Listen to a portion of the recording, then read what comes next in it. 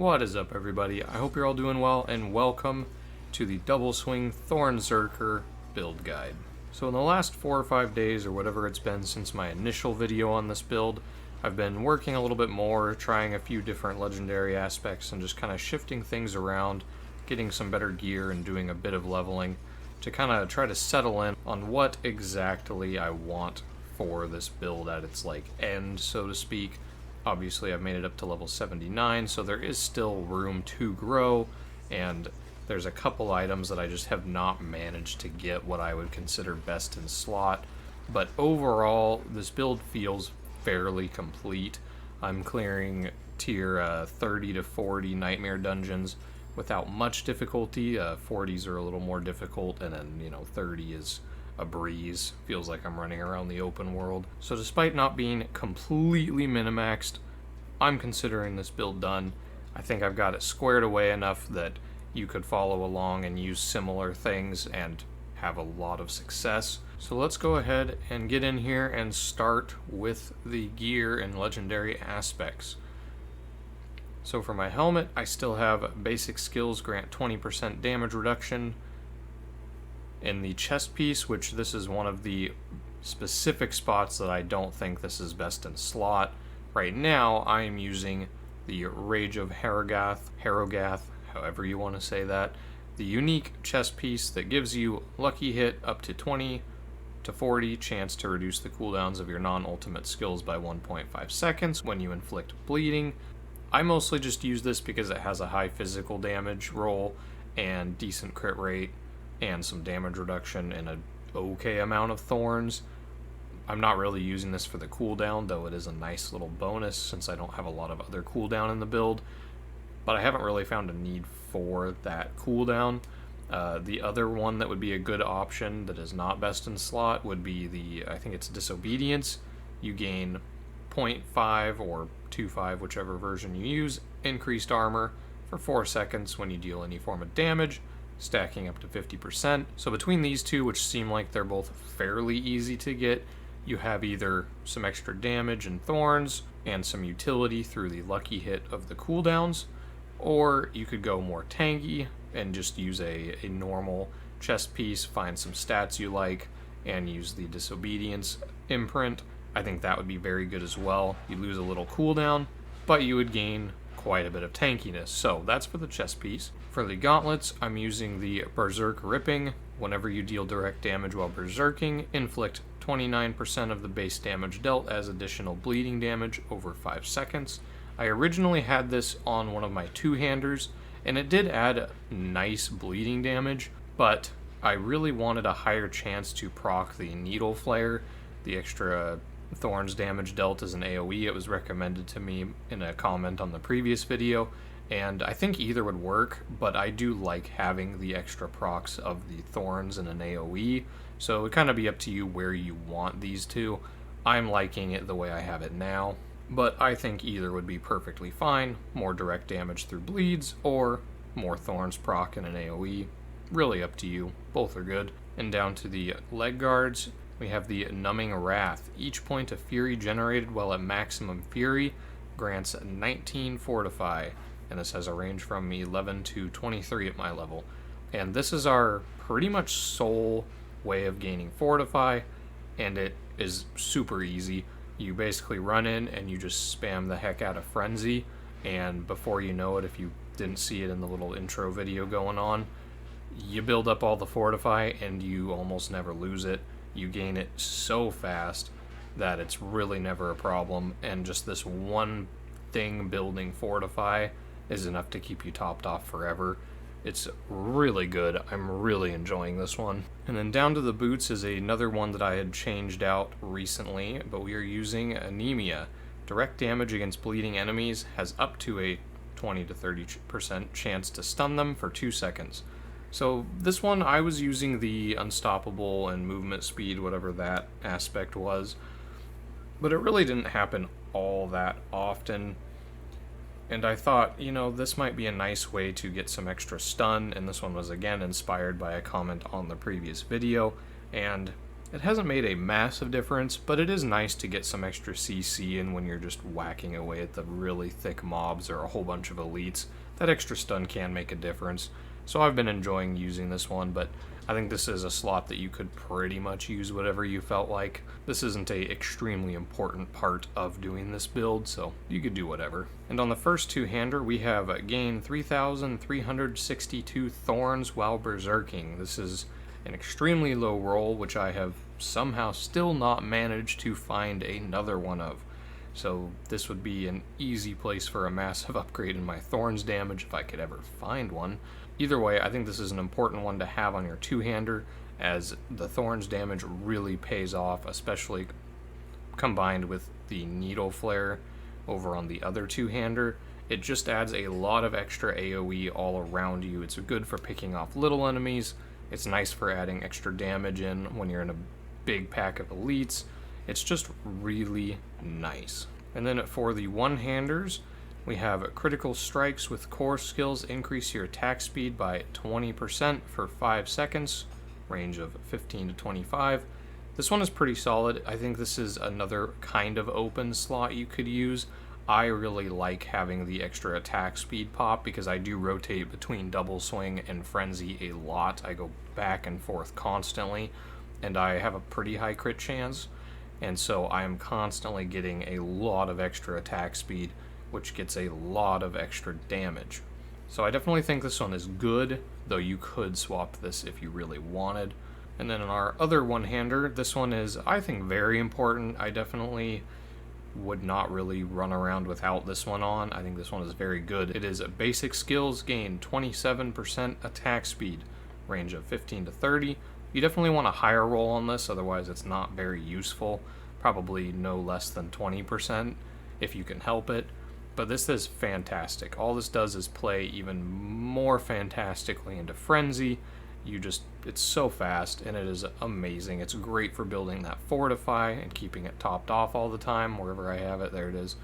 It just pairs so well with all that and works really well together, and I think it is a great aspect for this build. So this, I think, works very well in this build. It is the Battle Trance Barbarian Unique.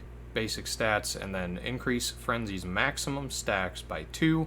While you have maximum Frenzy, your other skills gain 12%, range of 10 to 20, increased attack speed. Obviously this isn't a fantastic roll in the attack speed, but the extra 2 stacks to Frenzy works really well with this build, not to mention the item itself gives 3 to 4 ranks to Frenzy, which is just more damage on our auto attacks, or basic attacks, and it has decent damage reductions and decent basic skill damage.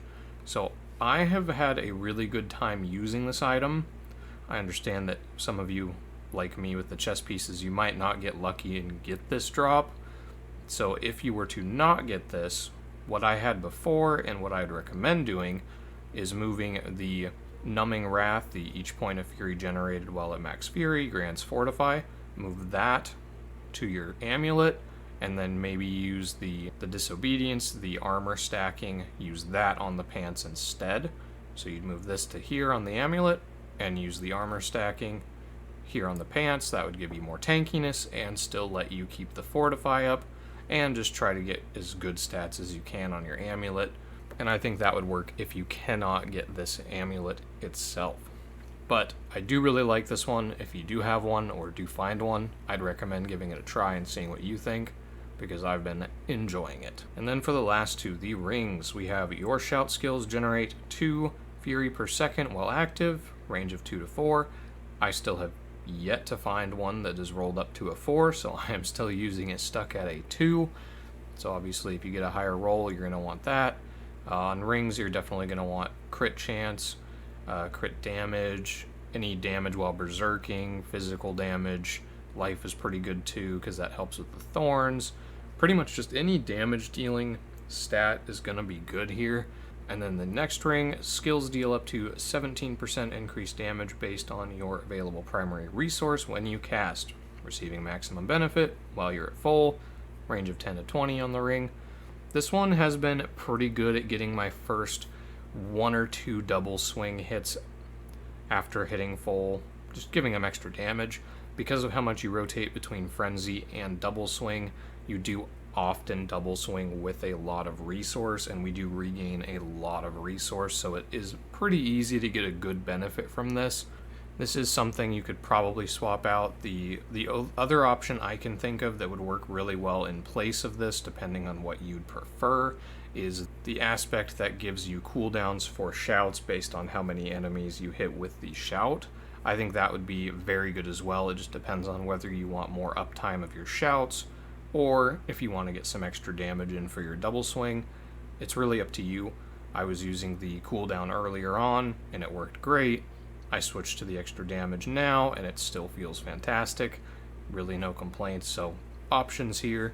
And that does it for the gear. Before we move to the expertise and abilities / Paragon, I do want to quickly mention what I think would be some of the best in slot pieces. For me, I have been constantly trying to find a razor plate. I do think, just from looking at it, that that would probably be best in slot. I have no idea how likely one is to find it, if it's even obtainable in a normal playthrough, but if you could find a razor plate, which adds a ton of thorns, I think that would probably be best in slot for the chest. And then the other thing would be the Grandfather Greatsword, which gives a 100% crit damage, if I remember correctly. Obviously, that would be fantastic. From what I understand, the odds of finding one of those are minimal to none, but if you did happen to find that, or something similar, that would be the way to go. If you were so lucky as to find that one, what I would do is move Needle Flare over to the other two-hander, drop the Thorns while berserking. Hopefully you also found Razor Plate, that would make up the difference. And that would probably be about what I would consider best in slot, without looking at every little substat in between. But overall, even without the absolute optimal gear, this build has been fantastic. Like I said, I'm clearing a lot of content very easily. It's very fast. I do pretty solid damage, but very quickly. It has just been a lot of fun. I'm fairly tanky too. I really haven't had a problem with dying to almost anything. So overall, I think it's a pretty well-rounded build, especially if you like a fast, more berserker style of play instead of just trying to one-shot everything. This is definitely a fast ramping, fast attacking, mid-damage build, but it's been a lot of fun. So in the expertise, we are using the two-handed sword. 20% of direct damage you deal is inflicted as bleeding damage over 5 seconds. This is just nice at getting extra bleed damage all the time on anything you do, and it also allows us to use a point over in the abilities tree that inflicts slow, so anything bleeding is slowed, therefore you CC everything you hit. Nice combination, so we definitely take this. Alright, so I had done a little bit of moving in the skill tree, which I'll call out when we get to it, but I will just try to go down this without being too complicated. So you want at least 1 point in Frenzy, obviously, then you want Enhanced Frenzy, and then you want Combat Frenzy for the extra damage reduction. And if you'll remember from earlier, I at least am currently using the amulet that gives me 2 more stacks of Frenzy, which also means 16% more damage reduction, so pretty solid combo there. Moving down to the core skills, you obviously stack as much as you can into Double Swing, which recently in the newest patch just got a slight buff, so instead of sitting at 61% damage scaling at this level, at level 9, we now have 72, so nice little damage buff. Frenzy also got a very slight buff as well, so that's pretty cool. We kind of got double buffed with this update. Then you want Enhanced Double Swing. If Double Swing damages a stunned or knockdown enemy, gain 25 Fury. Plays well in with the boots that give a chance to stun on hitting bleeding enemies. Just kind of gives you a lot of resource, so if you do stun, it can make a big difference. And then we're going to take Furious Double Swing. This is very important to the build. Casting Double Swing while berserking grants 2 additional seconds of berserking.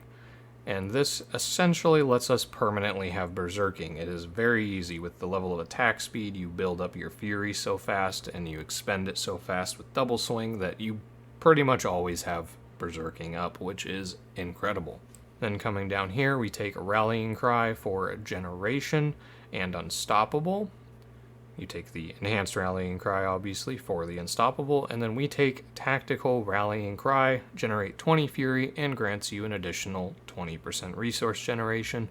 Very important for getting us that maximum Fortify really quickly, and just simply building Fury to expend double swings. And then in here we take all 3 stacks of Outburst and Tough as Nails, gain 419 thorns, also gain 70 thorns for each 349 bonus maximum life you have, and then Tough as Nails, increase your thorns by 9%. When enemies hit you, they take an additional 10% of your thorns as bleeding damage, which if you remember also slows, setting them up for a lot of extra damage. And then this is something I had changed. For a long time, and in the previous video I believe, I was still using a War Cry for the extra damage and initiating berserking, and the Power War Cry for extra damage, or Mighty War Cry for Fortify early on if you don't have the aspect that gains Fortify when overstacking your Fury. I decided to switch that. I wanted to be a little tankier and play a little bit more into the Thorn style, and so I ended up changing to Challenging Shout, Enhanced Challenging Shout. While Challenging Shout is active, gain 20% bonus max life, and then taking Strategic Challenging Shout. While Challenging Shout is active, gain thorns equal to 30% of your maximum life. So what this all does is taunts nearby enemies, gains you 40% damage reduction for, at least currently for me, 7.43 seconds, and granting you 20% more life, and 30% of your life is now thorns. This is just very solid for making you very tanky in a pinch so you can dive into mobs, and doubly giving you more thorns to stack into the Needle Flare and just proccing an AoE around you that hits a lot of enemies without you doing anything. It is a very nice combination. I think you still could use Warcry if you wanted to focus more on the attacking and berserk aspect and less on the thorns, but I do think the Challenging Shout is very solid, especially if you're pushing higher nightmare dungeons, simply because they can be very strong. So I definitely think Challenging Shout's the way to go. And then you take all of these shout points here, Booming Voice, your shout skill effect durations are increased by 24%. Raid Leader, your shouts also heal allies for 3% of their maximum life per second. This does affect you, just in case the wording sounds weird, so you gain 3% of your max life per second while a shout is active. And then Guttural Yell, your shout skills cause enemies to deal 12% less damage for 5 seconds. This just also lets the Rallying Cry give you a little bit more tankiness while you're fighting. And then down here, Aggressive Resistance, 9% damage reduction while berserking. We're always berserking, so this is fantastic. And then, at least for me, I have 2 ranks in the Prolific Fury. While berserking, Fury generation is increased by 12%. You could probably go with a little less. You could top this off at 3.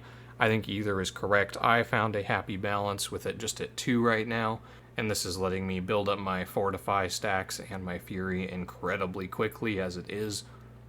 So I don't feel the need to put all 3 points in. I'll use that point somewhere else. But if you're having trouble with Fury generation, you could totally take the 3rd one here.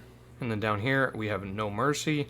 You have a 9% increased crit strike chance against immobilized, stunned, or slowed. Pit Fighter, you deal 9% increased damage to close enemies and gain 6% distant damage reduction. You are almost always right on top of enemies, or pulling enemies all right to you. So this is a no-brainer. This is just free damage. And then 1 point into Hamstring, your bleeding effects slow enemies by 10%. This means that anytime something is bleeding, they are slowed, which means they're CC'd, and that sets you up for a lot. And then I'm still using Steel Grasp. It has really become a keystone of this build for me. It, with its first bonus, makes enemies vulnerable, which sets you up for 20% increased damage on them, which is amazing. And then I also take the Fighter's Steel Grasp. If it damages an enemy, gain berserking for 2 seconds. This is how I initiate berserking, unless I use Berserker's Wrath ult. This is how I would engage it normally.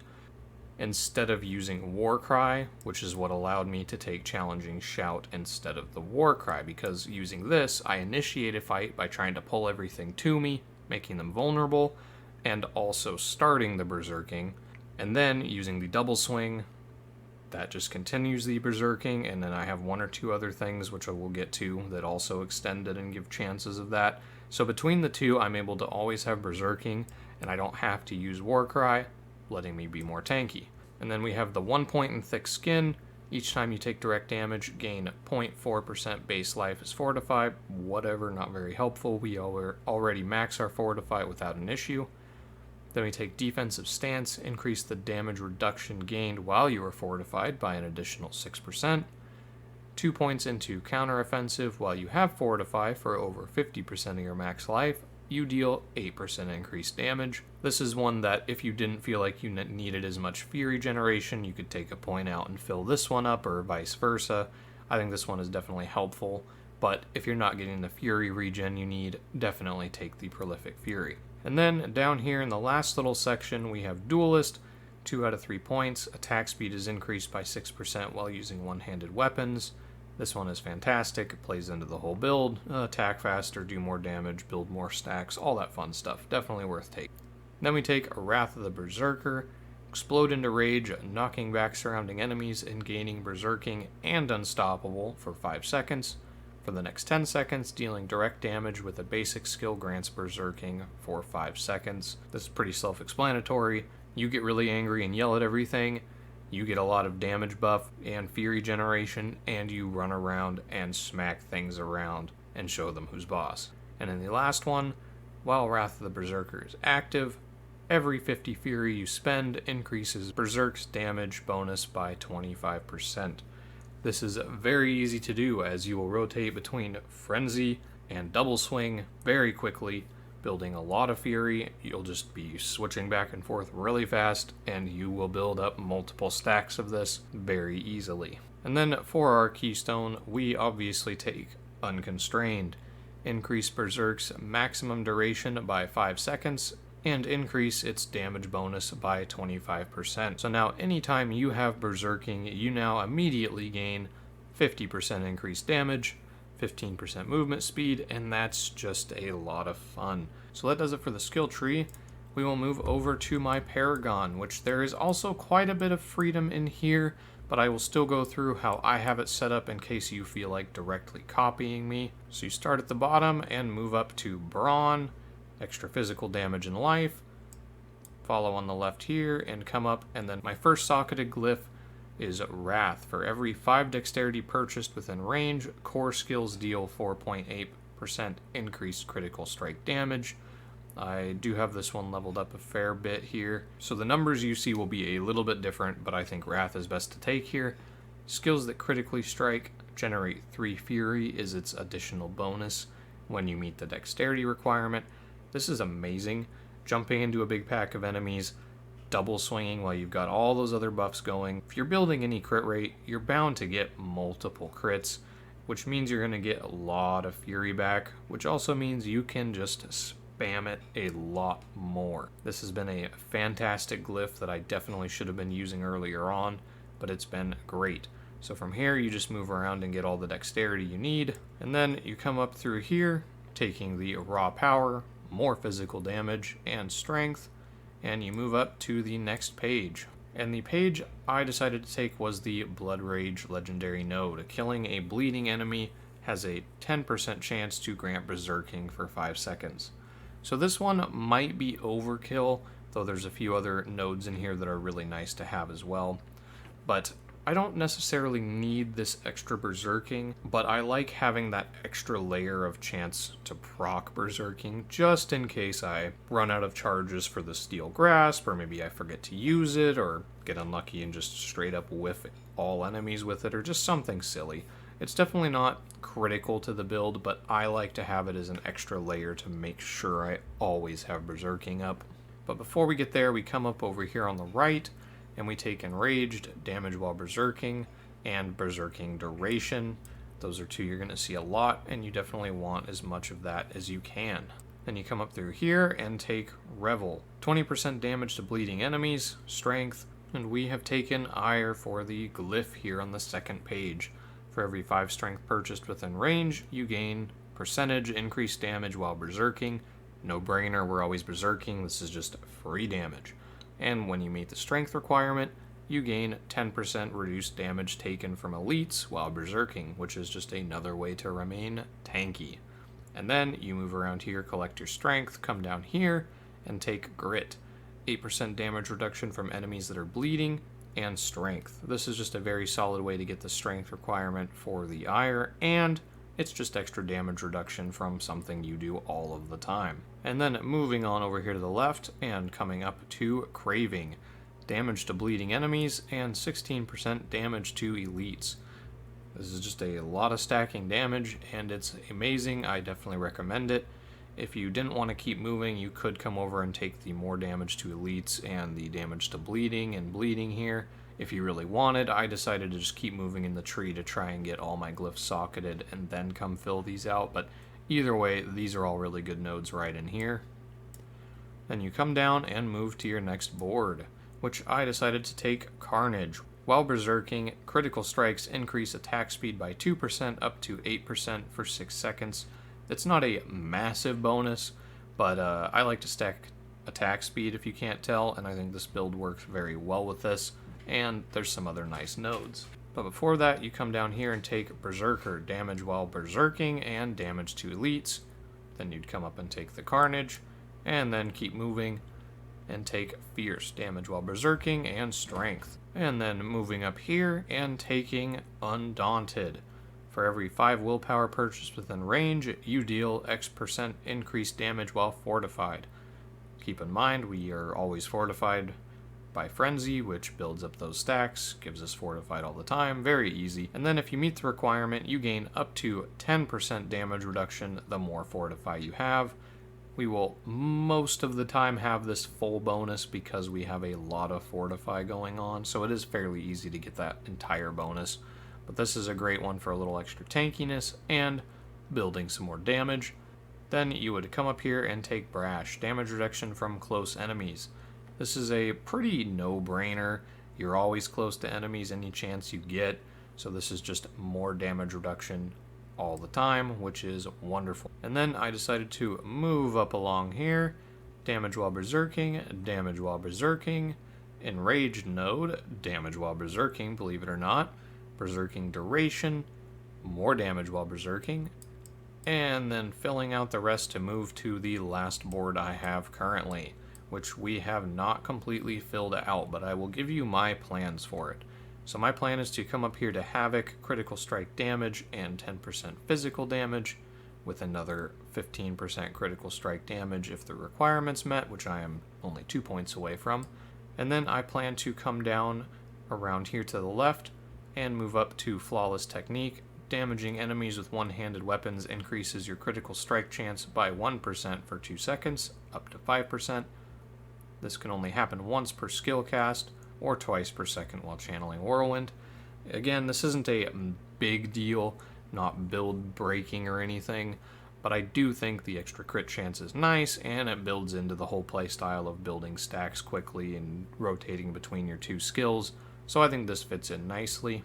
And then after this, we will come back down to this Havoc node, and we will move up and over, and then we will break down here to take Heavy Blows, critical strike damage with one-handed weapons and extra strength, more crit strike damage when you meet the dexterity requirement, and then we will move up to the Glyph Socket. And then my plan for this last Glyph Socket here is to take Territorial. For every 5 dexterity purchased within range, you deal 2% increased damage to close targets, which is just damage all the time because we're always close, and you gain 10% damage reduction against close enemies. I just want to fit in a little extra tankiness through this if I can, and I think this is a pretty simple way to do so. So that is my plan for here, and then after that, we might roll up here and take the Brash damage reduction, and then from there, I'll probably go back through and fill out some of the really solid nodes next to things I'm taking, but I'll just have to see where I'm at with the points when I get there. But that is my Paragon tree. And that is it for my double swing Thorn-ZERKER build. I hope you guys enjoyed the video. I hope the build is interesting to you. I'd love to hear from you guys if there's anyone who decides to try and build this or build something similar. I'm really interested to see how far we can take a build using double swing and even the thorns / berserking style. I'd really love to see some builds that aren't just Whirlwind and Hammer of the Ancients, get really high up in the Nightmare dungeons and whatnot. As much as those are really cool skills and they're a lot of fun, I like trying to build things that aren't the constant, very obvious meta. I like just seeing what I can do with a skill I like, regardless of how good it's supposed to be. And that's kind of how I ended up making this build, but I was pleasantly surprised with how decent it's been this whole time playing. So hopefully you guys can have a lot of fun trying to build or play something similar to this, and I hope this gives you a nice groundwork for setting it up and making it a little easier to guide you through doing something similar. So I'm gonna wrap that up before I ramble any further. Let me know what kind of builds you guys have come up with that are off meta. I'd be very curious to know if there's any other fun ones out there I should try out. But that is really the end this time. Thank you again for watching, and I will see you guys in the next one. Bye.